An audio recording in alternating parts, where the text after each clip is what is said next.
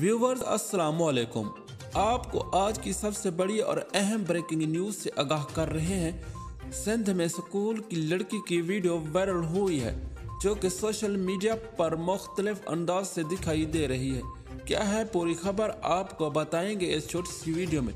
आपने अभी तक चैनल को सब्सक्राइब नहीं किया तो सबसे पहले चैनल को सब्सक्राइब कर लें, बेल आइकन को ऑल पर सेलेक्ट कर लें, किसी भी वीडियो का नोटिफिकेशन आपको सबसे पहले मिले। आपको आज की सबसे और पहले एक अहम खबर से आगाह कर रहे हैं। संत कॉलेज की लड़की सोशल मीडिया पर वायरल हुई है जिसने पूरे सोशल मीडिया पर हंगामा बर्पा कर दिया है।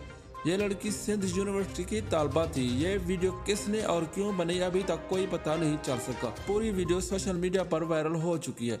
मजीद वीडियोस और अपडेट्स के लिए चैनल को जरूर सब्सक्राइब कर लें और अपना ख्याल रखिएगा।